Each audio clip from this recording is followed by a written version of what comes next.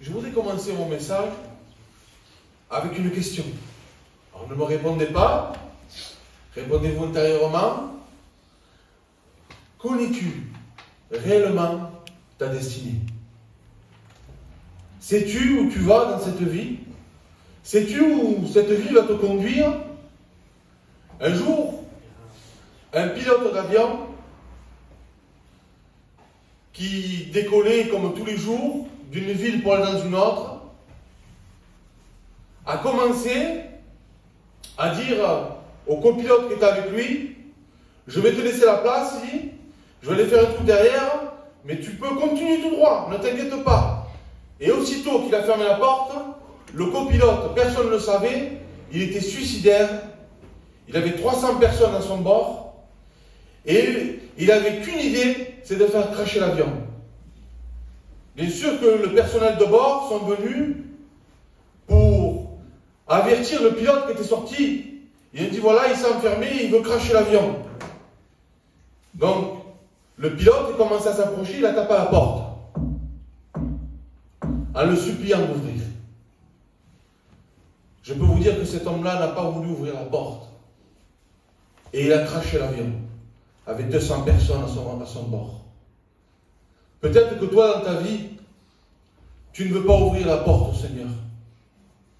Et tu entraînes peut-être toute une famille à un crash certain. Je voudrais te dire que dans Apocalypse, au verset 3, chapitre 3, verset 20, pardon, il nous dit: voici, je me tiens à la porte et je frappe. Si quelqu'un entend ma voix et ouvre la porte, j'entrerai chez lui, je souperai avec lui et lui avec moi. Et toi peut-être tu me dis: mais comment je vais faire pour ouvrir la porte? Comment? Je ne sais pas moi pour ouvrir la porte. Je suis pris par mon péché, je suis accablé de ma maladie, je suis accablé de mes angoisses, le frère le témoignait, qu'il était angoissé, je suis angoissé de ma dépression. Et comment je fais pour ouvrir la porte? Mon mari, ma compagne m'empêche d'ouvrir la porte. Il est paru un homme une fois dans la parole de Dieu. Et on le retrouve dans Matthieu 3. C'est Jean le Baptiste. Jean le Baptiste apparut et disait aux nations: repentez-vous, car le royaume des cieux est proche.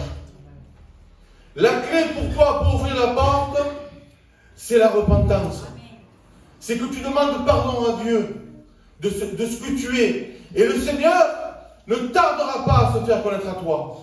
Il viendra, et comme le dit ce texte, il soupera avec toi, et toi avec lui. Ça veut dire qu'il sera avec toi dans ton cœur jusqu'à la fin de tes jours. Jusqu'à temps que tu rentres dans le royaume céleste, et c'est là, c'est ta nouvelle destination. Je voudrais prendre notre texte. C'est Jérémie, lui, il avait tout compris. Ça se trouve dans Jérémie 10 et verset 23.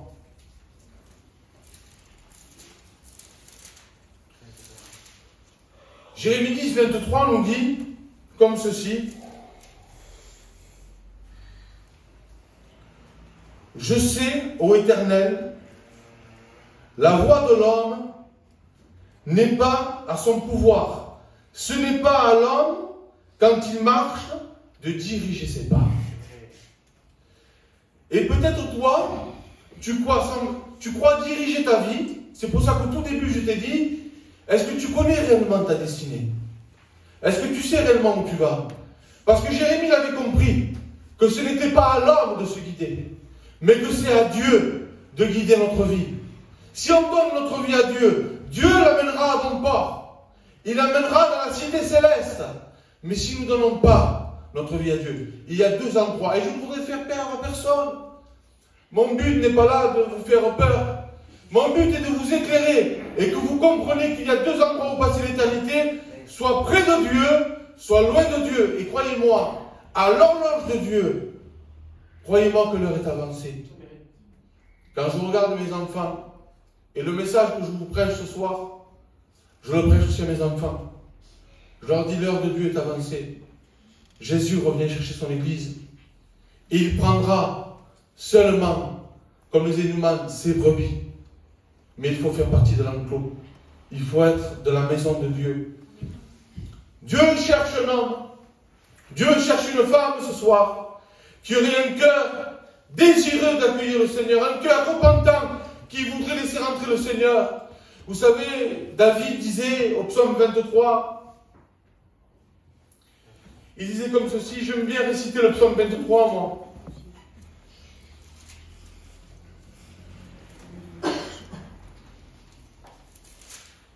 Même si je le connais, j'aime bien le lire. L'Éternel est mon berger. Je ne manquerai de rien. Il me fait reposer dans de verts pâturages. Alléluia. Merci, Seigneur. Il me dirige près des eaux paisibles. Vous avez vu encore David dit que c'est le Seigneur qui le dirige vers les eaux paisibles. L'ennemi, lui, ne veut pas te diriger vers les eaux paisibles.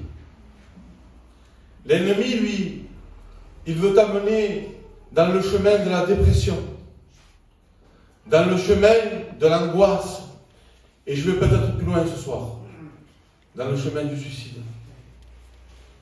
Mais laissez-moi vous dire que la croix a été plantée sur ton chemin, et que le Seigneur va tirer tous les regards à lui, afin qu'aucun périsse.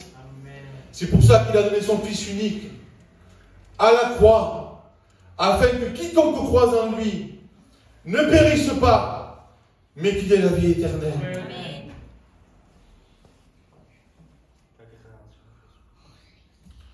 J'aimerais que vous ne vous enfermez pas comme ce pilote dans votre cockpit.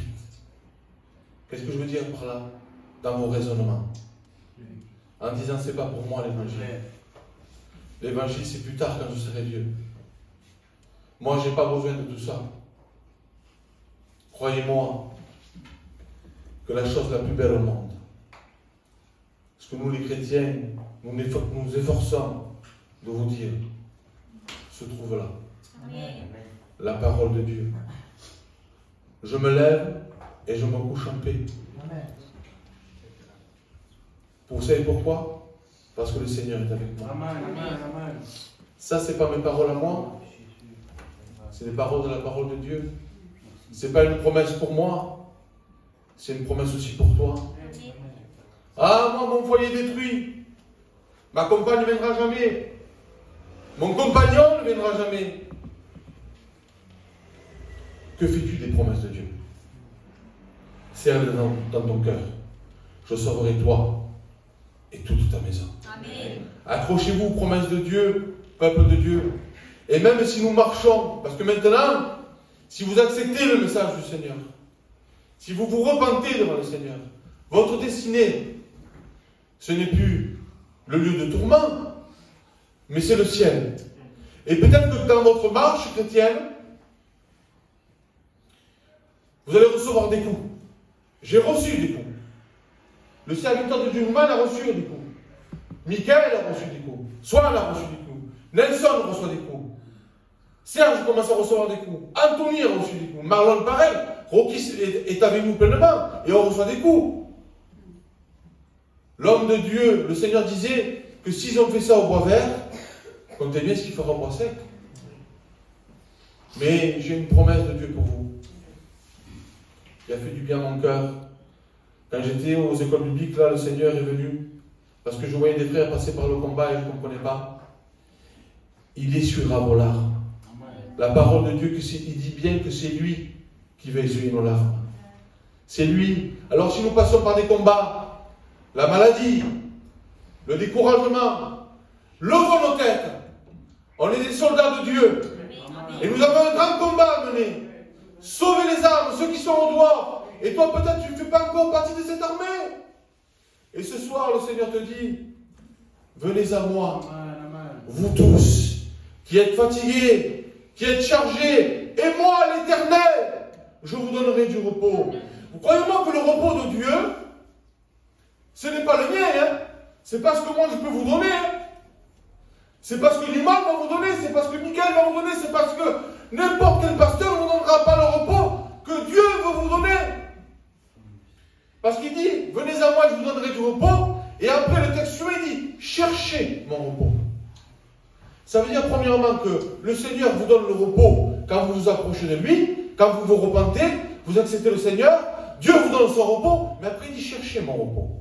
Et là vous allez me dire, Steve, pourquoi chercher le repos? Puisqu'il me l'a donné. Le repos s'entretient. La parole de Dieu. Et vous demeurerez dans le repos jusqu'à la fin.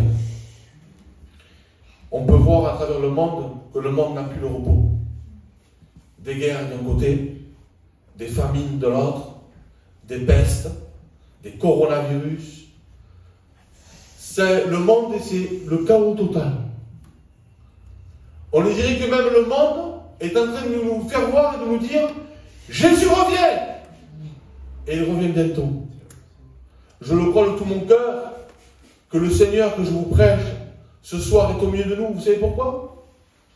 Parce que 2 ou 3 réunis à mon nom, Dieu est au milieu de nous.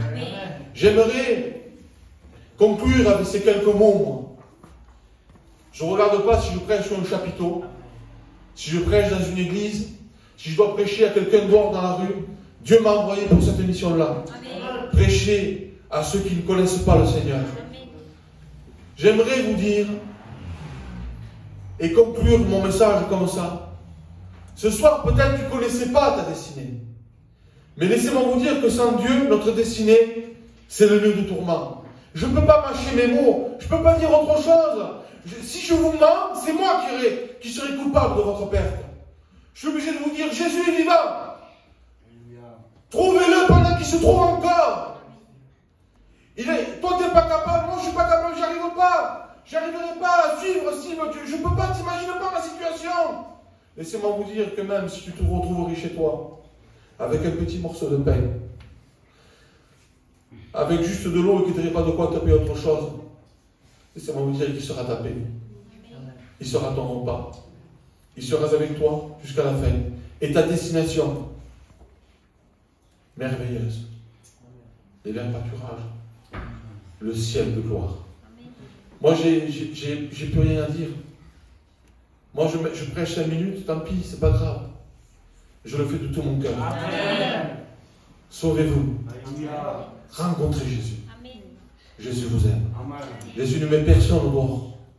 Celui qui vient à lui, Jésus le prend. Le serre dans ses bras d'amour. S'il a des blessures, il les répare. Il est capable de réparer l'irréparable. J'ai vu un homme qui a perdu son fils dire ces mots devant moi, il y a quelques jours. Je suis dans la paix. Dans sa paix. Parce que c'est lui qui me la donne. Ce Dieu merveilleux est au milieu de nous ce soir. Moi, je te réavertis. Et je t'avertis de tout mon cœur. Il est temps pour toi. Ce soir, c'est ton soir. De donner ta vie à Dieu. De rencontrer ce merveilleux Sauveur. Que Dieu soit béni. On prie le Seigneur.